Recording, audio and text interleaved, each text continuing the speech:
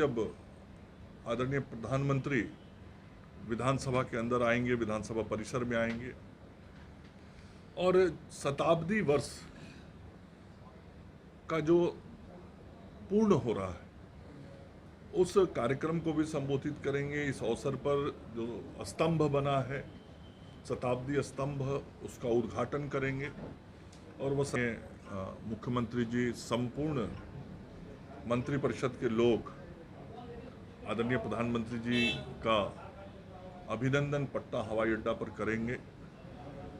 माननीय महामहिम लोगों ने दूसरा डोज नहीं लिया है, उनको दूसरा डोज लेना चाहिए, और जिन्होंने बूस्टर डोज या यूं कहें तीसरा डोज नहीं लिया है और समय अवधि पूरी हो गई, अब तो 6 महीने के बाद ही बूस्टर डोज मिल रहा है, तो बूस्टर डोज जाके वो जरूर लें। नमस्कार, आप देख रहे हैं लाइव बिहार। मैं आपके साथ रूपम। अभी मैं बीजेपी में हूं और आज प्रधानमंत्री आने वाले हैं और उसको लेकर जोरों शोरों से यहां पर तैयारियां शुरू हो गई है। हलचल मचा हुआ है बीजेपी कार्यालय में। आप देख सकते हैं कि किस तरह से गाड़ियां भरी हुई है। हर जगह से यहां पे विधायक हो, मंत्री हो, कार्यकर्ता हो, सभी लोग यहां पे पहुंचे हुए हैं और मंगल पांडे जी भी सहयोग के लिए यहाँ पर पहुँचे और उनसे जब हमारी बातें हुई तो उन्होंने बताया अभी प्रधानमंत्री जी को आने को लेकर कि क्या कुछ तैयारियां हो रही है, और उन्होंने एक अहम बात जो बताई है वो हम आपको बताते हैं।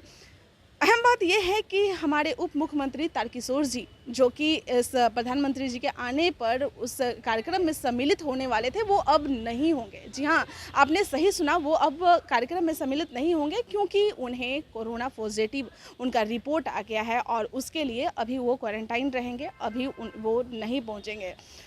मंगल पांडे जी बहुत सारी कुछ जानकारियाँ भी दी है। क्या कुछ जानकारियाँ दिए हैं, पहले आप वो सुनिए। दिवस है जब हमारे देश के यशस्वी प्रधानमंत्री आदरणीय श्री नरेंद्र मोदी जी पटना पधार रहे हैं। संपूर्ण राज्य के लोग आज आह्लादित हैं अपने प्रधानमंत्री को अपने प्रदेश में आने से, और जिस विशेष कार्य के लिए आ रहे हैं वह भी ऐतिहासिक है। पहली बार देश के प्रधानमंत्री विधानसभा परिसर में आ रहे हैं। यह पहला अवसर है जब आदरणीय प्रधानमंत्री विधानसभा के अंदर आएंगे, विधानसभा परिसर में आएंगे और शताब्दी वर्ष का जो पूर्ण हो रहा है उस कार्यक्रम को भी संबोधित करेंगे। इस अवसर पर जो स्तंभ बना है, शताब्दी स्तंभ, उसका उद्घाटन करेंगे और वह शताब्दी स्तंभ इस बात का प्रतीक होगा जिसमें हमारे 243 माननीय विधायक और 75 विधान पार्षद जनप्रतिनिधि के रूप में राज्य की जनता की बातों को सदन के अंदर रखते हैं। वो एक एक पत्ता एक एक प्रतिनिधि के रूप में उसमें दिखाई पड़ेगा और यह बहुत ही ऐतिहासिक स्तंभ का जो उद्घाटन आदरणीय प्रधानमंत्री जी के द्वारा किया जा रहा है। माननीय मुख्यमंत्री जी, संपूर्ण मंत्रिपरिषद के लोग आदरणीय प्रधानमंत्री जी का अभिनंदन पटना हवाई अड्डा पर करेंगे। माननीय महामहिम भी वहाँ रहने वाले हैं, विधानसभा अध्यक्ष जी रहने वाले हैं। तो आज संपूर्ण रूप से हम सब लोग अपने आदरणीय प्रधानमंत्री जी का स्वागत करेंगे। सभी दलों के माननीय विधायकगण भी इस कार्यक्रम में आज उपस्थित रहने वाले हैं और पूर्व विधायक और पूर्व विधान पार्षदों को भी आमंत्रित किया गया है। तो यह एक ऐतिहासिक कार्यक्रम पटना में होगा और आज अभी मैं यहाँ जो सहयोग का कार्यक्रम पार्टी के द्वारा आयोजित होता है उसी क्रम में आज यहाँ मैं बैठा। मेरे विभाग के संदर्भ में कुछ लोगों ने अपनी बातों को रखा, कुछ लोगों को जो इलाज के संदर्भ में कुछ सहयोग की ज़रूरत थी अस्पतालों में, तो अस्पतालों में उनको बातचीत किया, चिकित्सकों से बातचीत की। कुछ जो हमारे स्वास्थ्य सेवा कर्मी और चिकित्सक हैं उनकी जो कुछ व्यक्तिगत कठिनाइयाँ थी उन कठिनाइयों को भी सुना और विभाग के अधिकारियों जो संबंधित अधिकारी थे उनको उस संदर्भ में बातचीत भी मैंने की है। तो अन्य विभाग के भी कुछ मामले आए, उन मामलों को भी संबंधित माननीय मंत्रीगण को हमने रेफर किया है तो आज जो लोग यहाँ आए हैं उन लोगों को, उनकी परेशानियों को हम सब लोगों ने यहाँ आज दूर करने का प्रयास किया है। नंबर ऑफ कोरोना के पेशेंट नहीं, आप सबके ध्यान में होगा कि विगत 3 सप्ताह से बिहार में कोरोना के केसेस बढ़ने शुरू हुए। 3 सप्ताह पहले ये स्थिति थी कि प्रतिदिन 2-4 नए मरीज मिलते थे।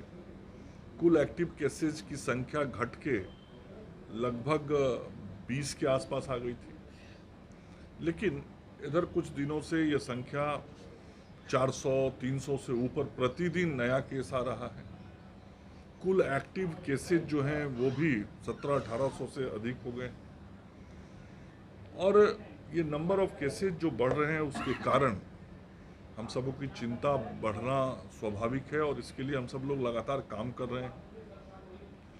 और इस बीच में प्रतिदिन हम लोगों ने जांच को 1 लाख से 1.25 लाख के बीच में किया है और मुझे लगता है कि बिहार सर्वाधिक जांच करने वाले राज्यों में से एक है पूरे देश के अंदर, क्योंकि इससे कोरोना का चेन रोकने में सहूलियत होती है।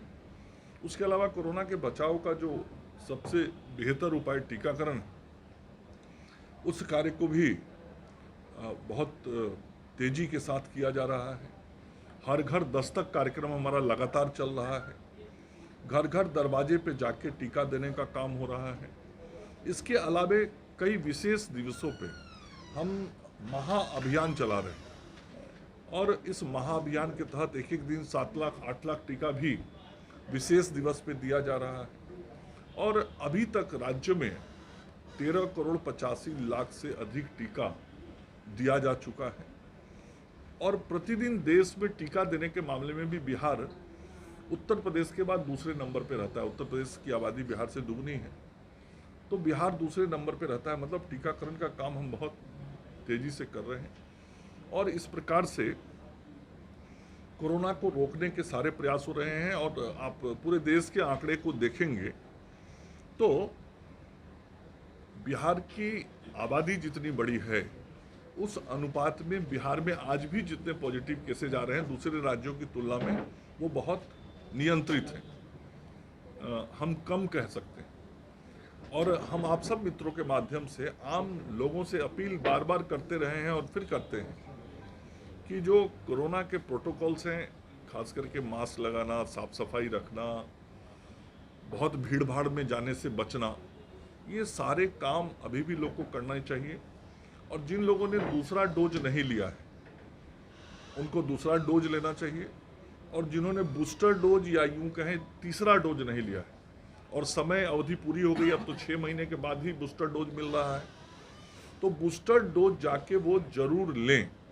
यह आप सब मीडिया के तो आपने सुना कि किस तरह से यहाँ पर अभी तैयारियां चल रही है, कोरोना बढ़ रहा है और उसके लिए सारे जनता से उन्होंने रिक्वेस्ट किया है कि आप जितने भी डोज होना चाहिए वो लगवा लें, बूस्टर डोज लगवा लें। और एक तरह से चिंता वाली भी बात है कि क्या एक सवाल भी खड़ा होता है कि क्या फिर से एजुकेशन बाधित होगी, क्या शिक्षा बाधित होगी, क्या कॉलेज और जो स्कूल हैं क्या फिर से वो बंद करवाया जाएगा। ये अभी तक तो पूरी तरीके से पता नहीं चल पाया है, लेकिन हाँ कोरोना बढ़ रहा है उसके लिए उन्होंने ये सारी जानकारियाँ दी हैं।